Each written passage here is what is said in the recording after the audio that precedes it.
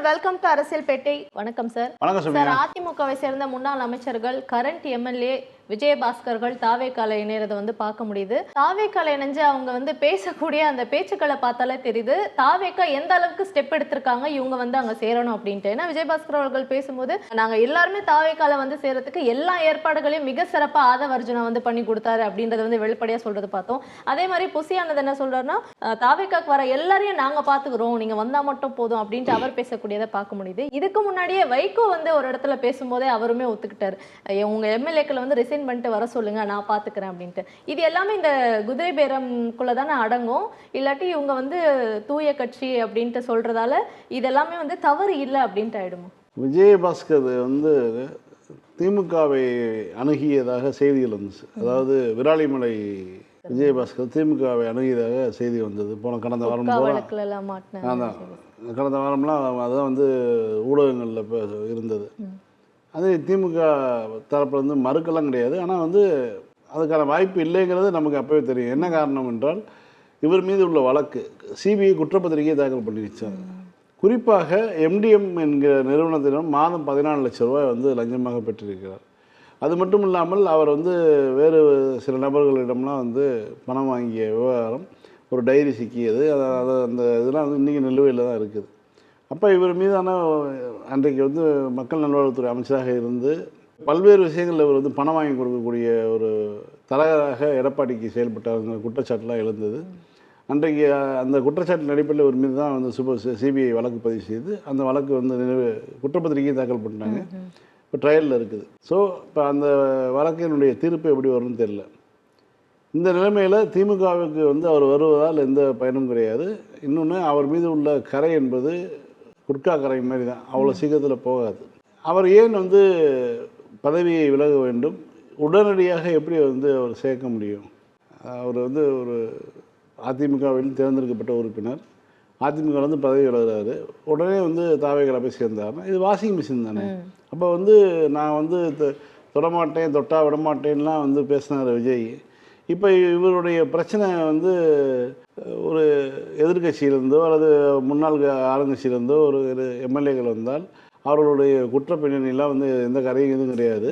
அவங்க பதவியை மட்டும் ராஜினாமா பண்ணிட்டு வந்தால் போதும். வாஷிங் மிஷின், பாஜகவினுடைய வாஷிங் மிஷினுடைய அதே மாடல் தான் இங்கேயும் அவர் பின்பற்றுறாரு. அப்போ இவர் மீதான இதெல்லாம் சரியாக போயிடுச்சா? அவர் மீது குட்கா வழக்குகள்லாம் சரியாக போயிடுச்சா? இப்போ இவருக்கு என்ன, இவர் மீது குற்றச்சாட்டே இல்லையா அப்படின்னு கேட்டால், அவர் மீதான வழக்குகளை அவர் பார்த்துக்குவாங்க, நாங்கள் சமரசம் செய்ய மாட்டோம்னு சொல்லி பேசியிருக்காங்க. நீங்கள் சமரசம் செய்கிறதுக்கு என்ன இருக்குது? சிபிஐயில் வழக்கு போட்டிருக்கு, இதில் நீங்கள் சமரசம் பண்ணி செய்து கொள்வதுக்கு என்ன இருக்குது? அப்படி பார்த்தா இவர் மீதான வழக்கு, அந்த பிரச்சனை, அந்த பிரச்சனையின் போது ரெய்டின் போது தூக்கி எறியப்பட்ட பேப்பர்கள், அவர் வீட்டிலேருந்து எல்லா காட்சியும் தமிழ்நாடே பார்த்துச்சு. இதே விஜயபாஸ்கர் வீட்டில் ரெய்டு போகிறாங்க. ரெய்டு போகும்போது தலவாய் சுந்தரம் உள்ளே ஏதோ பேப்பரில் கொண்டு வெளியில் வீசுகிறார்.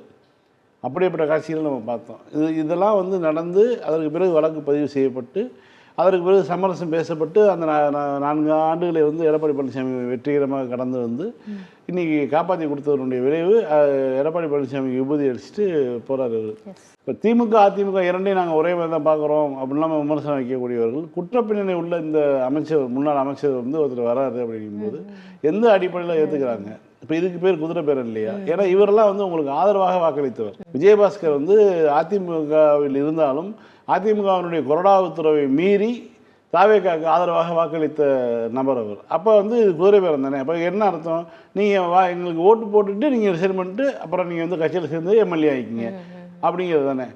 அப்போ இதற்கு எதிராக நீதிமன்றத்துக்கு போவாங்க, வழக்கு தொடுப்பாங்க. கண்டிப்பாக இது விசாரணைக்கு வரும் அப்படிங்கிறது ஒரு இது. இன்னொரு விஷயம் என்னென்னா, சபாநாயகர் அறையில் போய் ராஜினாமா கடிதத்தை கொடுக்குறாங்க. போய் உடனடியாக போய் மேலே போய் ஆதவர்ஜுனா புசியானது முன்னாடி போய் கட்சியில் இணைகிறாங்க. அது சட்டமன்றமாக வேறு எதுமான்னு தெரியல. இதற்கு முன்பாக ராஜினாமா செய்த மரகதம் குமார் உள்ளிட்டவர்கள்லாம் என்ன பண்ணாங்கன்னா, கீழே சபாநாயகர் அறையில் போய் ராஜினாமா கடிதத்தை கொடுத்துட்டு மேலே போய் இணைஞ்சிட்டாங்க. அது எப்படி ஒரு சட்டமன்றத்துக்குள்ளேயே ஒரு கட்சியில் போய் சேர முடியும் அப்படிங்கிறது தெரியல. இந்த மாதிரியான தவறான பல்வேறு முன்னுதாரணங்களோடு இந்த அரசு செயல்பட்டு கொண்டு இருக்கிறது. இன்னொரு பக்கம் பார்த்தீங்கன்னா, கரூர் விஜயபாஸ்கர் அவர் மேலே அரசு முத்திரையை போலியாக தயாரித்தார், மணல் திருடினார், அரசு அதாவது ஆற்று மணலை திருடி வீட்டில் வைத்திருந்தார், இந்த மாதிரி குற்றச்சாட்டுகள் வந்து நில மோசடி வழக்கு கூட மாட்டினாரு. 100 கோடி ரூபா அதுக்கு உரிய நபரை பிடிச்சி இவர் கட்டி வச்சு அடிச்சு அவர் வந்து வெளில அந்த ஆட்கடத்தல், ஆமாம் ஆட்கடத்தல் வழக்கு, 100 கோடி ரூபாய் மதிப்புள்ள நிலத்தை மிரட்டி பதிய சொல்லி செய்த வழக்கு, இந்த மாதிரி பல்வேறு வழக்குகள்லாம் அவர் மீது இருக்குது. சிபிசிஐடி வழக்கு பதிஞ்சிருக்கு. சிபிசிஐடி மாநில அரசினுடைய கட்டுப்பாட்டில் இருக்குது. அப்போ அவர் மாநில அரசினுடைய கட்டுப்பாட்டில் இருக்கக்கூடிய ஒரு காவல்துறையினுடைய ஒரு அமைப்பு வழக்கு பதிவு செஞ்சு இந்த வழக்கு வந்து நீதிமன்றத்தில் இருக்குது. அது அப்படியான சூழலில் அவரை வந்து நீங்கள் உள்ளே எடுத்து போட்டிங்கன்னா அவர் மீதான குற்றச்சாட்டுகள்லாம் உங்களுக்கு பதில் என்ன? அவர் ஆற்று மணல் கடத்தியது, அவருடைய போலி முத்திரை, அரசாங்க முத்திரையை தயாரித்தது, ஃப்ராடு, பித்தலாட்டம், மோசடி, 420 எல்லா கேஸையும் உள்ள ஒரு நபரை வந்து நீங்கள் உள்ளே எடுத்து போட்டிங்கன்னா அப்போ வந்து அவர் வந்து சரியாயிடுவாரா? உங்கள்கிட்ட வந்தால் சரியாயிடுவாரா? அவ்வளோ யோக்கியரா நீங்கள் அப்படிங்கிற ஒரு கேள்வி இருக்குது இல்லையா? இது எல்லாமே நம்ம ஏற்கனவே எங்கேயோ பார்த்த மாதிரி இருக்கே அப்படின்னு பாஜக பிஜேபி ஆட்சியில். நான் என்ன சொல்கிறேன், இப்போ பிஜேபியோடைய சப்போர்ட் இல்லாமல் இந்த ஆட்சி இவ்வளோ அட்டகாசம் பண்ண முடியுமா? பாஜகவினுடைய ஆதரவு இல்லாமல், அவர்களுடைய இது இல்லாமல் எந்த துணிச்சலில் இவ்வளோ பேரை வந்து நீங்கள் ரிசைன் பண்ணி உள்ளே சேர்க்க முடியும்? அப்போ அவங்க வந்து கொடுத்துருக்கக்கூடிய டாஸ்க் என்னன்னா, அதிமுகவை சுத்தமாக முடிச்சு விடுங்க, அதிமுக முடிந்த வரைக்கும் வந்து அவங்கள வந்து அந்த கட்சியை வந்து பலமிழக்க செய்யுங்கிறது தான். எவ்வளோ பேர்த்து அவங்களால சேர்த்துக்க முடியுமோ சேர்த்துக்குங்கிறது தான் வந்து பாஜக கொடுத்தக்கூடிய டாஸ்க்கு. ஏனென்றால் இவர்கள் பாஜகவினுடைய திட்டங்களையோ புதிய சட்டங்களையோ எதை கொண்டு வந்தாலும் எதிர்க்க போகிறது கிடையாது, விமர்சனம் பண்ண போகிறது கிடையாது. இந்த நேற்றைக்கு பேசணும் இல்லையா, விபி ஜெயராம்ஜி திட்டத்தை வந்து ஏற்றுக்கொண்டாங்க. தமிழ்நாடு அரசுக்கு போது 5505 கோடி ரூபா வந்து தமிழ்நாடு அரசினுடைய பணத்தை வந்து அதுக்கு செலவு பண்ணணும். அப்போ அந்த 40% காசு வந்து 5500 கோடி ரூபா வருது. இப்போ இந்த திட்டத்தில் வந்து தமிழ்நாடு தேவையில்லாமல் என்ன செய்யுச்சு அப்படிங்கிற ஒரு மிக முக்கியமான தகவல் வெளியே வந்திருக்கு. அப்படி இருக்கும்போது இப்படியான இதெல்லாம் வந்து எதுக்காக வந்து எந்த துணிச்சலில் பண்ணுறாங்க? கீழே சபாநாயகர்கிட்ட ராஜினாமா பண்ணிட்டு உடனே மேலே வந்து கட்சியில் சேர்க்குறாங்க. நான் 20,000 பேர்த்தோடு வந்து வராருங்கன்னு சொல்லி ஏற்பாடுகளை செய்து எல்லா ஏற்பாடுகளையும் எங்களுக்கு பாதுகாக்கக்கூடிய எல்லா வேலையும் வந்து ஆதவ தான் செய்தார்னு சொல்லி இவர் பேசுகிறார், வந்து கரூர் விஜயபாஸ்கர் பேசுகிறாரு. இந்த மாதிரியான சம்பவங்கள்லாம் வந்து வெளிப்படையாக நம்ம பார்த்துக்கிட்டு இருக்கோம். அப்போ வந்து இவர்கள் மத்தியில் வந்து ஒரு முன்னாள் அமைச்சர்கள், குற்றப்பின்னணி உள்ள முன்னாள் அமைச்சர்கள் யார் வந்தாலும் ஒரு கட்சியில் சேர்த்துக்குவாங்க. நான் ரொம்ப யோக்கியமான ஒரு ஆட்சியை தரப்போகிறேன் அப்படின்னு சொல்லிட்டு ஒரு மாற்றத்துக்கு வாக்களிங்கன்னு கேட்டீங்க இல்லையா? இதுதான் மாற்றமா? கொஞ்சம் கொஞ்சமாக அதிமுகவாக நீங்கள் மாறிட்டு இருக்கீங்க, இதுக்கு பேர் தான் மாற்றமா? இந்த மாற்றத்துக்கான காரணம் என்ன? உங்களுக்கு யாரை விட்டு வச்சுருக்குது? இந்நேரம் வந்து இடி ரெய்டு வந்திருக்காதா? இந்நேரம் வந்து மற்ற அரசு நிறுவனங்கள் வந்து உங்களை வந்து தொல்லப்படுத்தியிருக்காதா? ஒரு குற்றப்பத்திரிகை தாக்கல் செய்யப்பட்ட ஒரு நபரை வந்து நீங்கள் கட்சியில் சேர்க்குறீங்களே, அதுக்கு பின்னாடி என்ன ஒரு இது இருக்குதுங்க, ஒரு கேள்வி இருக்குதா இல்லையா? செந்தில் பாலாஜி அவர்கள் வந்து 2019 சேரும்போது அவருடைய வழக்கை அவர் சந்தித்துக் கொள்வார்னு சொன்னாங்க. அதே மாதிரி தான் நடந்தது. அதற்கு பிறகு வந்து அவரை பிடித்து உள்ளே வைத்த போது கூட வந்து எந்த வகையிலும் வந்து பாஜகவுக்கு அவர் தலை சாய்க்கவில்லை. பாஜக அவரிடம் டீல் பேசியது. அவர் வந்து திமுகவில் தான் இருப்பேனுங்கிறதுல ஸ்ட்ராங்காக இருந்தார். 400 நாட்களுக்கு மேலே உள்ளே இருந்துட்டு வெளில வந்தார். இன்றைக்கு வந்து பல விஷயங்கள் அது தொடர்பாக நடந்து தானே இருக்குது சார். ஆனால் இப்போ சொல்கிற இன்னொரு விஷயம் என்னென்னா, செந்தில் பாலாஜி அவர்கள் சார்ந்த நபர்கள் வந்து தாவேக்கால இருக்கக்கூடிய எம்எல்ஏக்களை திமுகவில் வந்து சேர சொல்லி குதிரை பேரம் நடத்தினாங்க அப்படின்ட்டு அவர்களை வந்து அரெஸ்ட் பண்ணியிருக்கோம், இந்த மாதிரி வழக்கு பதிய பண்ணிருக்கோம், இந்த மாதிரி விஷயங்கள்லாம் வருது.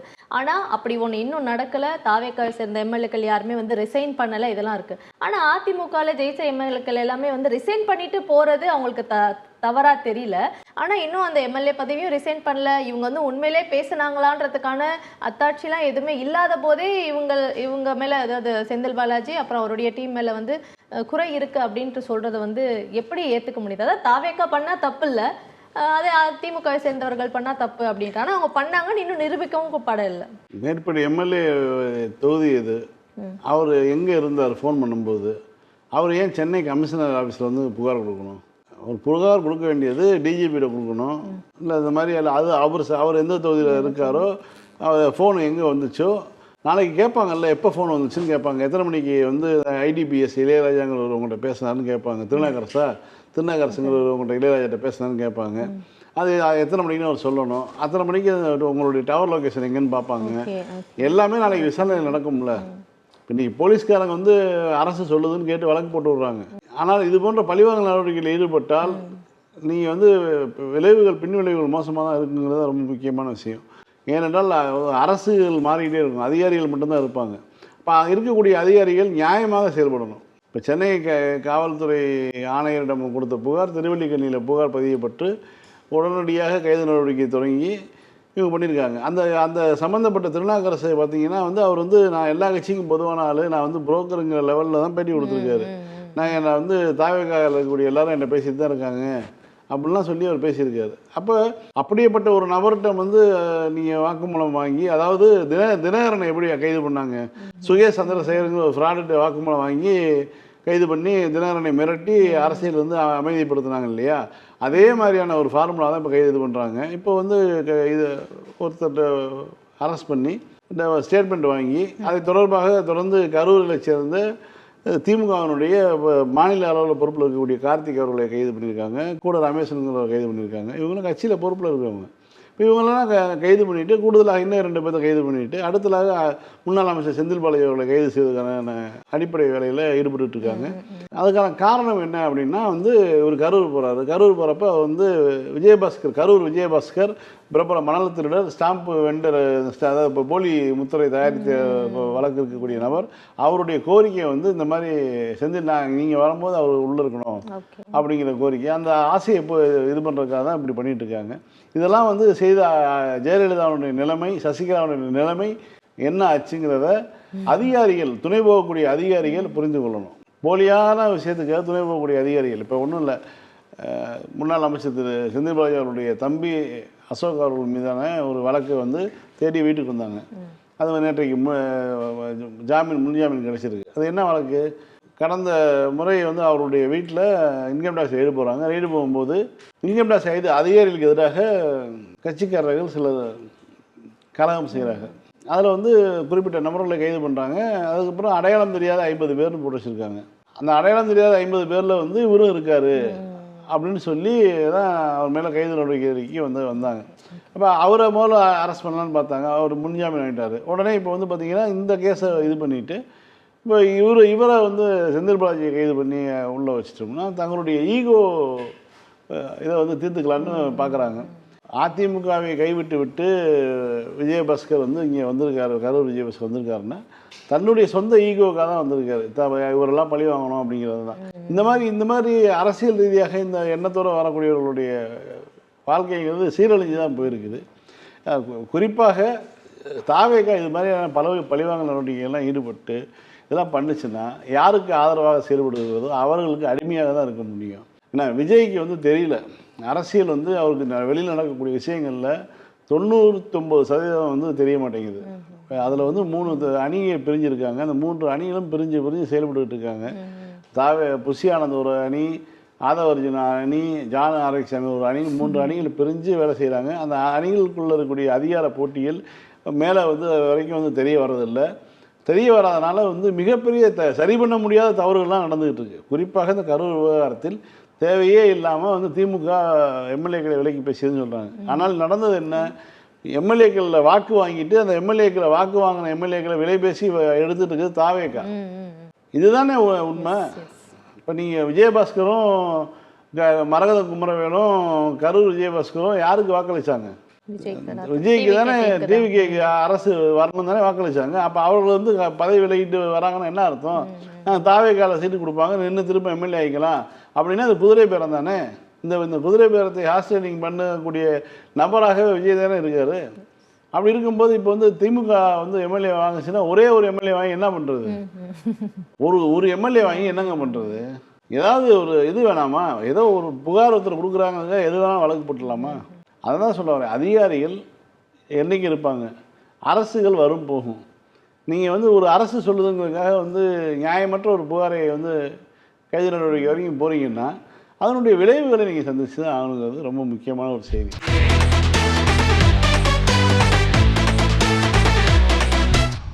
இதை பற்றி தான் திரு பரந்தாமன் அவர்கள் வந்து ரொம்ப தெளிவாக இன்றைக்கி ப்ரெஸ் மீட் கொடுத்ததையும் பார்க்க முடியுது. சார் இன்னொரு விஷயம், அந்த எஸ்பி வேலுமணி, சிவி சண்முகம் இவங்க 2 பேரும் வந்து என்ன ஸ்டாண்டில் இருக்க போகிறாங்க? இவங்களும் தாவேக்கா நோக்கி ஓட போகிறாங்களா, இல்லாட்டி அதிமுக வந்து அப்படியே தூக்கி நிறுத்த போகிறாங்களா, என்ன பண்ண போகிறாங்க? அவர்கள் வந்து இப்போ எனக்கு மட்டும் பதவி கொடுத்துருக்கீங்க, என் கூட வந்தவங்களுக்கும் பதவியெல்லாம் பிடிக்கிட்டீங்க இல்லையா, அதனால் அவங்களுக்கு கொடுக்காத வரைக்கும் நானும் பதவி ஏற்றுக்க முடியாதுன்னு சொல்லி எடப்பாடிக்கு கடிதம் தான் சொல்கிறாங்க. என்னையை பொறுத்த வரைக்கும் இவர்கள் வந்து நிலைக்க மாட்டார்கள். இவர்களும் பின்னாடியே வந்து தாவேகாவில் வந்து சேர்ந்து அது ஒரு முந்தைய அதிமுகவாக மாற்றக்கூடிய, எடப்பாடி இல்லாத ஒரு அதிமுகவாக அது மாறும்னு நினைக்கிறேன். அதில் இருக்கக்கூடிய எம்எல்ஏக்கள் எல்லாம் தவிர்த்துட்டு தலைவர்கள்லாம் வராங்க இல்லையா, இந்த கும்பல் வந்து கொள்ளையடிக்கக்கூடிய கும்பல். இந்த கும்பலுடைய தரம் என்னன்னு தெரியும். இந்த பக்கம் வந்து இப்போ ஆட்சியில் இருக்கக்கூடிய தாவேகாருடைய தரம் என்னன்னு தெரிஞ்சு போச்சு. 50 நாள்லேயே வந்து தெரிஞ்சு போச்சு. இவர்கள் வந்து மிக மோசமான ஒரு என்ன சொல்கிறது, நேற்றைக்கு சொன்ன மாதிரி தான் கக்கனுடைய என்னது பக்தவச்சத்து ஆட்சி எப்படி இருந்ததோ, எம்ஜிஆருடைய ஆட்சி எப்படி இருந்ததோ, ஜெயலலிதாவுடைய ஆட்சி எப்படி இருந்தோ அப்படி தான் இந்த ஆட்சி இருக்க போகுது. மக்களுக்கான ஆட்சியாக இருக்க போகிறதில்ல, திட்டங்கள் திட்ட போகிறதில்ல. முன்னு சொல்ல போனால் வந்து ஒன்றிய அரசுக்கு பணிந்து போகக்கூடிய ஒரு ஆட்சியாக தான் இது இருக்க போகுது. அப்படி இருக்கும்போது இது இங்கே ஏற்கனவே சலாம் போட்டு காலில் விழுந்தே பழக்கப்பட்ட நபர்கள் பூராமே அங்கே தான் போகிறாங்க. அப்போ வந்து அது இவர்கள் வேலுமணியோ நத்தம் விஸ்வநாதனோ எனக்கு தெரிய வந்து இங்கே இருப்பதற்கான சாத்தியம் இல்லை. சுயமரியாதை வேணும். சுயமரியாதை வந்து ஏன்னா எடப்பாடிட்டு சுயமரியாதையாக சொல்லலை. நீங்கள் வந்து தோற்று போனாலும் வந்து அந்த இடத்துல இருந்து மீண்டும் உங்கள் கட்சியை ஆட்சி கொண்டு வருவதற்கான ஒரு முயற்சியை ஈடுபடணும். அதுதான் அந்த சுயமரியாதை. அது இவங்கள்ட்ட இல்லை. உடனே ஒரு செய்தி வந்தவுடனே உடனே வந்து அந்த பக்கம் மாறி ஓடுறதுங்கிறது வந்து அவர்களுக்கு கைவந்த கலை. அதை தான் செய்கிறாங்க. இப்போ இந்த அரசு வழக்கறிஞர்களுக்கான பணி, இந்த பணிக்காக 5 லட்சத்துலேருந்து 30 லட்சம் வரைக்கும் லஞ்சம் வாங்கிட்டு அவங்களுக்கு அந்த பணிகளை வந்து ஒதுக்கியிருக்காங்க. அதுவும் வந்து புசி ஆனந்துடைய தலைமையில் இது நடந்திருக்கு அப்படின்ட்டு ஒரு தகவல் வந்து வெளிவந்திருக்கு. அந்த கட்சியை சேர்ந்த ஒரு மகளிர் அணி வழக்கறிஞர் இந்த வழக்கை தொடுத்துள்ளார். இந்த மாதிரி 5 லட்சம் முதல் 30 லட்சம் வரைக்கும் வந்து வாங்கினாங்கன்னு சொல்லி அமைச்சர் ஆனந்த் மீதான முதல் வழக்கு இது. அவருக்கு எதிரான முதல் வழக்காக நம்ம எடுத்துக்கலாம். குறிப்பாக அரசு வழக்கறிஞர்களை நியமிக்கிறது அப்படிங்கிறது வந்து ஒரு கட்சிக்கு வந்து பெரும்பாலும் வந்து அந்த கட்சியில் இருக்கக்கூடிய நபர்கள், அந்த கட்சியில் சார்பாக இருந்த வழக்கறிஞர்களை நியமிப்பாங்க. அவங்க வந்து அரசு வழக்கறிஞர்களாக பல்வேறு துறைகளில் வழக்கறிஞர். இப்போ போக்குவரத்து துறைனா போக்குவரத்து துறைக்கு தமிழ்நாடு முழுக்க 192 வழக்கறிஞர்களை நியமிக்கணும். ஏன்னா அந்த ஆக்சிடென்ட் கேஸஸ் அது இதெல்லாம் பார்ப்பாங்க. ஸோ அதுக்கான ஒரு லிஸ்ட்டு கொடுப்பாங்க. துறை ரீதியாக வழக்கறிஞர்களுடைய அந்த பேனல் இருக்கும். அதை தாண்டி பிபி, ஜிபி, அது மாதிரி ஏபிபி, இந்த மாதிரியான பல்வேறு பொறுப்புகளில் வந்து வழக்கறிஞர்களை நியமிக்கக்கூடிய இது இருக்கும். அதெல்லாம் வந்து பெரும்பாலும் அந்த கட்சி ஆளுங்கட்சியை சார்ந்தவர்களாக இருக்கும். இந்த கட்சிக்கு வந்து வழக்கறிஞர் அணியும் இல்லை. ஏன்னா அது வரைக்கும் படித்தவங்களே இல்லை. லா முடிச்சுட்டு வந்து வந்தவங்க நிறைய பேர் வந்தால் தானே இருக்கிற 100 பேரில் ஒரு 30 பேர் செலக்ட் பண்ணி போட முடியும். இருக்கிறது 5 பேர் தான் லா முடித்தவனாக இருக்கான். அவனுக்கும் எலிஜிபிலிட்டி இல்லை. அவன் வந்து 15 வருஷம் கோர்ட் ப்ராக்டிஸ் இருக்கணும், 10 வருஷம் கோர்ட் ப்ராக்டிஸ் இருக்கணுங்கிற மாதிரியான இது இருக்குது, லிமிடேஷன் இருக்குது. ஸோ அதெல்லாம் வந்து நீங்கள் எங்கே போவீங்க? அதுக்கு நீ ஆட்சியை பிடிச்சதே லாட்ரி சீட்டு விழுந்த மாதிரி தான். லாட்ரி பணத்தில் வந்த ஆட்சி இது. இந்த ஆட்சி கிடைச்சதே லாட்ரி சீட்டு விழுந்த மாதிரி தான். அப்படி இருக்கும்போது எங்கே போவாங்க? வெளியில் தான் வாங்கணும். அப்போ வெளியால் நியமிப்பதற்கு எதுக்கு சும்மா நியமிச்சுட்டு பணத்தை வாங்குவோம் அப்படின்னு பிளான் பண்ணி வாங்கியிருக்காங்க போல். ஏனென்றால் அந்த கட்சியை சேர்ந்த ஒரு பெண் வழக்கறிஞரே வழக்கு தொடுத்துருக்காங்கன்னா அப்போ வந்து இதுக்கு பின்னாடி ஏதோ ஒரு சம்திங் ஒரு புகைச்சல் இருக்க போய் தான் அது வெளியே வருது நியூஸுங்கிறத எடுத்துக்க முடியும். ஆனால் ஆனந்த் மேலே முதல் வழக்கு இது. இதை எப்படி கையாளுறாங்கன்னு பார்ப்போம். ஆனால் இந்த மாதிரியான குற்றச்சாட்டுகள்லாம் மக்களுக்கு வந்து பெருசாக ஒன்றும் பாதிக்காது. ஆனால் நேற்றைக்கு நம்ம பேசணும் பார்த்தீங்களா, ஒரு 1000 பேர்த்துக்கு 10 பேரை நிப்பாட்டுறாங்க. 10,000 பேர்த்துக்கு 100 பேர்த்துக்கு வந்து 1000 ரூபாய் மகளிர் உரிமை தொகை, கலைஞர் மகளிர் உரிமை வரல அப்படிங்கிறது இல்லையா? இது வந்து வெளியில் தெரியாத செய்தியாக இருக்குது. திமுக ஆட்சி வந்ததுக்கு பிறகு 10 பேர்த்துக்கு 1000 பேர்த்தில் 10 பேர்த்துக்கு நிப்பாட்டுங்கிறது வந்து ஒரு வாய்மொழி உத்தரவு. அது வந்து வேகமாக பண்ணிகிட்டு இருக்காங்க. இது வந்து வாங்கக்கூடிய பெண்களை பாதிக்கும். அவர்களுடைய அந்த 1000 ரூபாய்ங்கிறது ஒரு ஆண்டுக்கு 12,000 ரூபாய்ங்கிறது வந்து எப்படி அதுக்கு மதிப்பு கிட்டத்தட்ட வந்து ஒரு 1/2 கிராம் நகை வாங்கக்கூடிய அளவுக்கான ஒரு சொத்தை வந்து அரசு தடுக்குது, அதுக்கான வாய்ப்பை மறுக்குது. அப்படிங்கும்போது மேபி அவங்க வந்து 1000 ரூபாய் பெற்றுக்கொண்டு தாவேக்காவுக்கு வாக்களித்தவர்களாக கூட இருக்கலாம். ஆனால் அது நிப்பாட்ட போகிறது அப்போ அவர்களுடைய பாதிப்பு என்பது அவர்களுக்கு தான் தெரியும். அதனால் வந்து அதுதான் பிரச்சனைக்குரிய விஷயம். இந்த மாதிரி வந்து வழக்கறிஞர்களை பணம் வாங்கி நியமிக்கிறாங்கன்னா அப்போ லஞ்சம் கொடுத்த வழக்கறிஞர் என்ன பண்ணுவார்? பெயில் விடுறதுக்கு நான் நோ அப்ஜெக்ஷன் கொடுக்குறேன் அப்படின்னு சொல்லி தான் பிபி காசு வாங்குவார். அப்போ லஞ்சத்தை தான் அவங்க கொண்டு வரும். லஞ்சம் கொடுத்து நான் ஒரு இடத்துக்கு வரேன் அப்படின்னா நான் கொடுத்த காசுக்கு மேலே 5 மடங்கு சம்பாதிக்கணும்னு ஆசைப்படுவேன். இப்போ ஒன்றிய அரசு கொஞ்ச நாளுக்கு முன்னாடியே வந்து இந்த தகுதி நீக்க மசோதா வந்து கொண்டு வர போறோம் அப்படின்னு சொல்லும்போது திமுக பயங்கரமான ஒரு எதிர்ப்பை வந்து காமிச்சிருந்தாங்க. அந்த தகுதி நீக்க மசோதாவுடைய ப்ராசஸே என்னன்னா, அது வந்து பிரதமரா இருந்தாலும் சரி, அமைச்சர்களா இருந்தாலும், சட்டமன்ற உறுப்பினர்கள் யாரா இருந்தாலும் அவங்க மேல ஒரு குற்றம் சாட்டப்பட்டு அவங்க வந்து கைது செய்யப்படுறாங்க அப்படின்போது ஒரு மாசம் அவங்க சிறையில் இருந்தாங்கன்னா அவங்க பதவி வந்து தகுதி நீக்கம் செய்யப்படும் அப்படின்றது தான் அது. அதை இப்ப திரும்பவும் வந்து இப்ப மழைக்கால கூட்டத்தொடரில் வந்து ஆரம்பிக்கும் போது அந்த மசோதா வந்து கொண்டு வர போறதா ஒரு தகவல் வந்து வந்திருக்கு. எப்படியும் ஒன்றிய அரசு கொண்டு வர எல்லா திட்டத்தையும் தாவேக்க வந்து சரி சரின்னு தலையாட்டிட்டு இருக்கும்போது இந்த திட்டத்தையுமே சரின்னு சொல்லி ஏத்துப்பாங்களா, இல்லாட்டி தங்களுடைய எதிர்ப்பை வந்து காமிப்பாங்களா? இது எப்படி ஹேண்டில் பண்ண போறாங்க அவங்க? சரி சரி தான் சொல்லுவாங்க. எல்லாத்தையும் நீங்கள் வந்து இந்த பாசிசத்தையும் அதென்ன பாசிசம்னா இதென்ன பாயசமானு கேட்டாருங்கிறனால இவர் ரெண்டையும் எதிர்ப்பாக நினைக்கிறீங்களா? இவரை மாதிரி ஒரு தொடை நடுங்கி முதலமைச்சர் இந்தியாவிலே கிடையாது. எழுதி வச்சுக்கோங்க. ஒன்றிய அரசுக்கு எதிராக ஏதாவது ஒரு வார்த்தையாவது பேசுவாரான்னு பாருங்க, பேச மாட்டார். இல்ல சமரசமா தான் போவோம், அதுதான் சண்டை போட மாட்டோம் அப்படிலாம் சொல்லியிருக்காரு அவரு. அடுத்தே விட்டானங்கிற மாதிரி தான் இவருடைய முதல் இது இருக்குது. அவர் ஏன்னா இவருக்கு எதிரான ஒன்றிய அரசுக்கு எதிரான ஒரு கொள்கையோ ஒரு ஒரு பார்வையோ அந்த அரசின் மீதான பாலிசி மீதான விமர்சனமோ எதுவுமே கிடையாது. இவங்களுக்கே கிடையாதுங்க, ஒரு கொள்கை கிடையாதுங்கும் போது இப்போ நேற்றைக்கு பேசின அணுமின் கனிமங்களை வந்து எடுக்கக்கூடாதுன்னு சொல்லி தீர்மானம் போடுறாங்க செயற்குழுவில். இப்போ ஆட்சி வந்தோடனே வந்து ஜியோ பாஸ் பண்ணுறாங்கன்னா அப்போ வந்து இவங்க எந்த லட்சணத்தில் இவங்க குருவி மூலம் இருக்குன்னு பார்த்துக்குங்க. அப்போ இவர்கள் வந்து எடப்பாடி ஆட்சியினுடைய 2.0 தான் வந்து இவங்க இருப்பாங்க. அதை விட மோசமாக இருக்கும். ஜெயலலிதா அவருடைய அரசை விட மோசமாக இருக்கும். பக்தவச்சலம் 1000 பேத்துக்கு மேலே சுட்டு கொண்டார். தமிழ் வழிகள் இந்திக்கு எதிராக போராடிகளை கூட்டு கொண்டாங்க இல்லையா?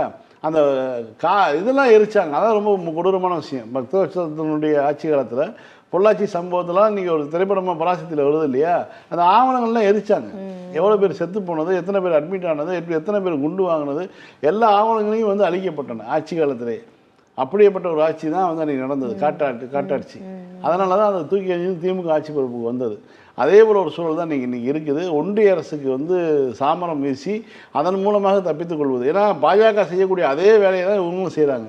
அவன் ஒரு 6 MP அங்கேருந்து தூக்குறான், 20 MP வந்து திருவண்ணாமலையிலேருந்து தூக்குறான் அப்படின்னா அதே வேலையை தான் இவங்க செய்கிறாங்க. இவங்க வந்து திமுக மட்டும்தான் இவங்க பாட்சா படிக்க மாட்டேதே தவிர இவர்கள் வந்து என்ன பண்ணுறாங்க, திருடன் வந்து திருடிட்டு ஓடும்போது திருடன் கத்திட்டு ஓடுவான். அவனும் கும்பலா விரட்டுற போது என்னன்னா எவன் திருடன் எல்லா பேரும் திருடன் விரட்டுறாங்க, இவனும் திருடன் கத்துற மாதிரி.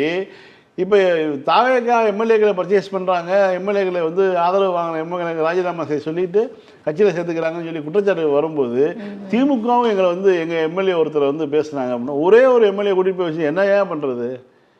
ஒரு 25 எம்எல்ஏ 30 எம்எல்ஏ கூட்டிட்டு போய் வச்சா பேசலாம்.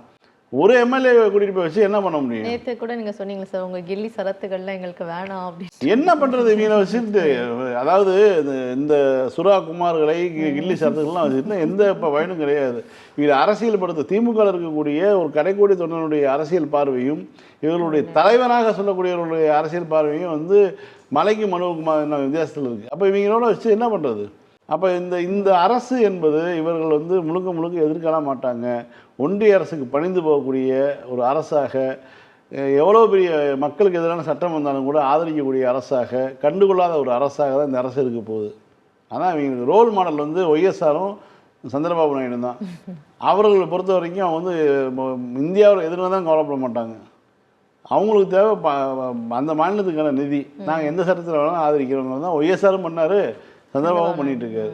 மீண்டும் நாளை இரவு 9:30 மணிக்கு அரசியல் பேட்டி நிகழ்ச்சியில் சந்திக்கலாம். நன்றி.